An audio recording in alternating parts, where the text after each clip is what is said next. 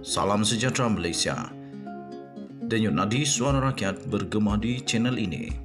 Sebelum kita mulakan berita pada hari ini, jangan lupa tekan butang subscribe, like dan share. Sila tinggalkan komen anda.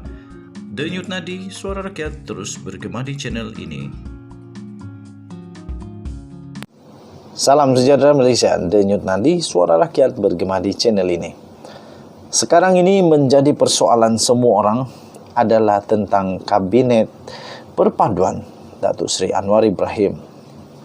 Tuan-tuan dan puan-puan yang dihormati sekalian, melalui semua transformasi reformasi yang bakal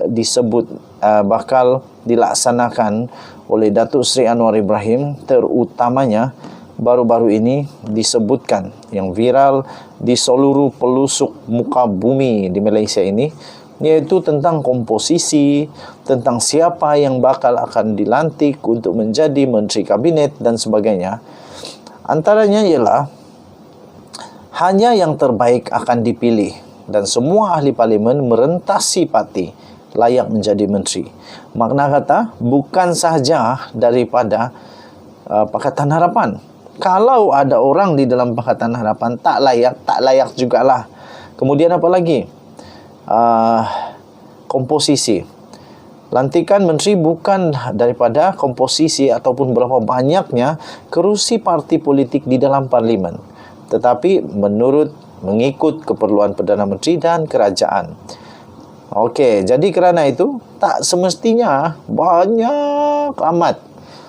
Tak semestinya banyak kerusi di dalam parlimen yang bergabung bersama Anwar Ibrahim, kemudian orang sana dijemput juga orang itu daripada parti itu walaupun tiada kelayakan tetap diberikan jawatan menteri, tidak ya.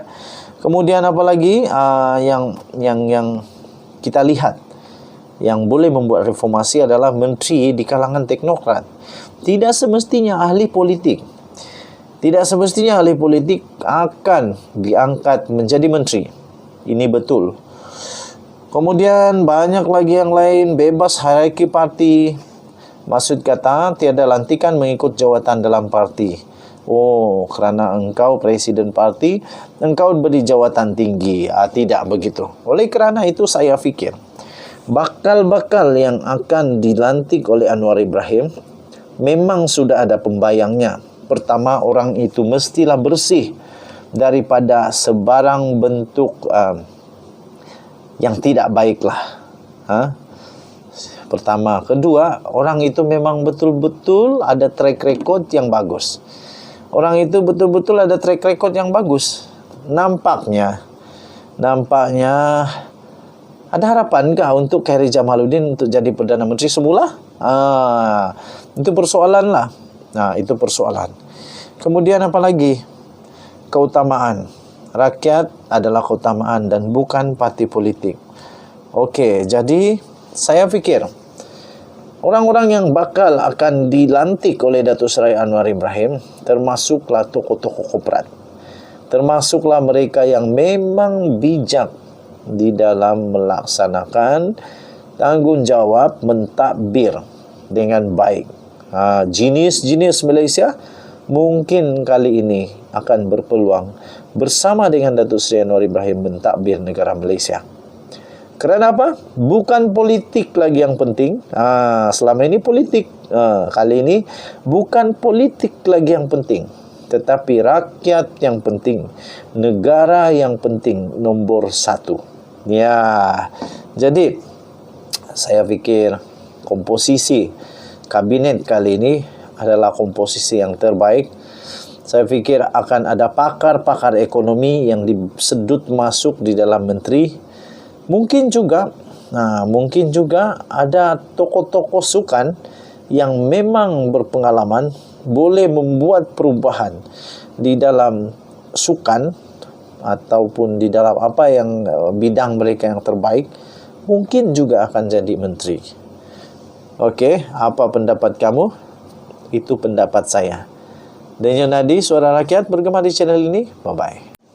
Salam sejahtera Malaysia. Denyut nadi suara rakyat bergema di channel ini. Semoga obor reformasi menerangi negara.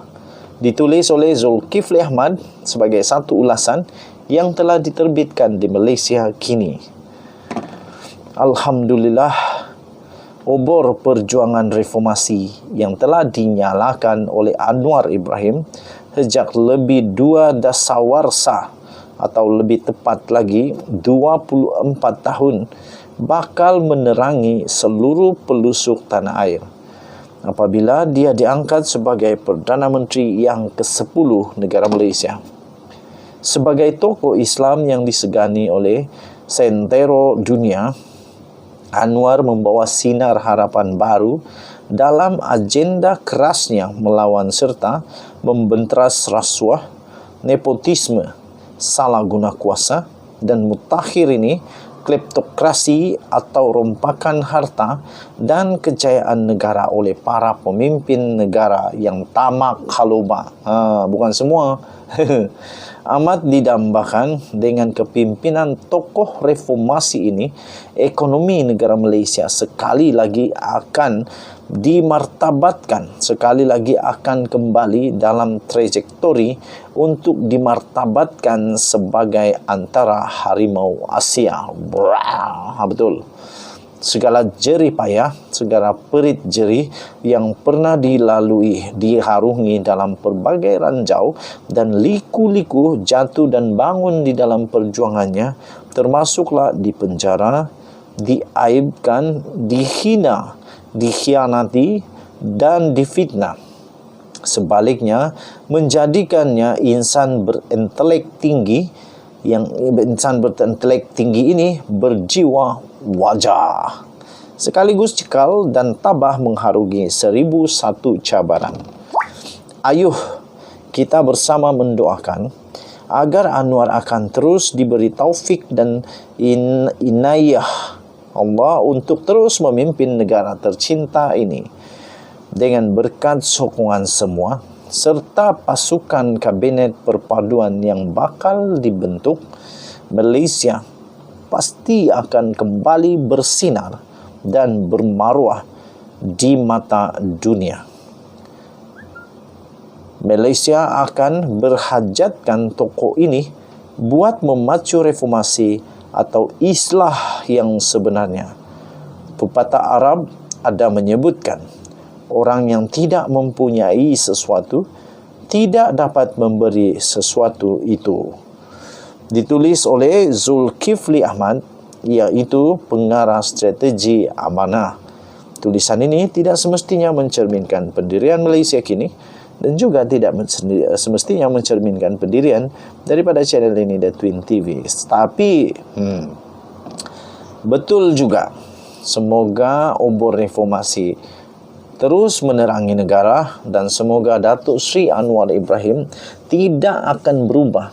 Apapun terjadi, dia tetap dengan fokusnya, yaitu membuat reformasi, segala-gala jenis reformasi yang perlu dilaksanakan di negara Malaysia untuk menjadikan negara tercinta kita, negara Malaysia, sekali lagi akan hidup semula harimau Asia yang dulunya pernah selalu disanjung tinggi, dihormati. Sekarang pun dihormati, tapi kita mau lebih one step further. Okey. Tahniah diucapkan sekali lagi. Denyut nadi suara rakyat bergema di channel ini. Kita jumpa lagi. Bye-bye.